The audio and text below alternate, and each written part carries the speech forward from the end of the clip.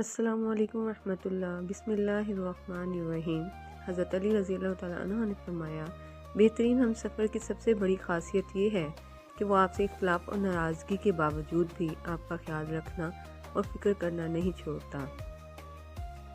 انسان کو اچھی نیت پر وہ انعام ملتا ہے جو اچھے اعمال پر بھی نہیں ملتا، کیونکہ نیت میں دکھاوا نہیں ہوتا۔ دھوکہ دینے کے ہزار طریقے ہیں، لیکن سب سے گھٹیا طریقہ محبت اور ہمدرد کا دکھاوا ہے۔ نفرت گناہ سے کرو، گناہ کرنے والے سے نہیں، شاید تمہاری محبت میں آ کر وہ گناہ کرنا چھوڑ دے۔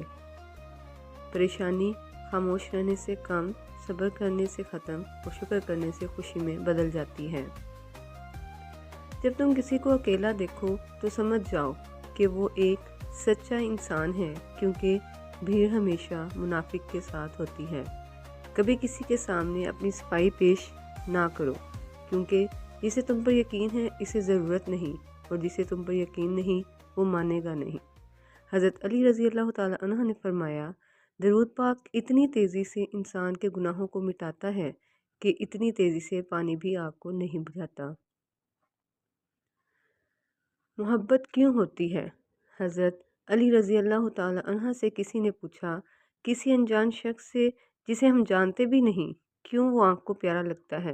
حضرت علی رضی اللہ تعالیٰ عنہ نے فرمایا، اللہ تعالیٰ نے دنیا بنانے سے پہلے روحیں بنائیں، پھر ان روحوں کو اکٹھا کیا۔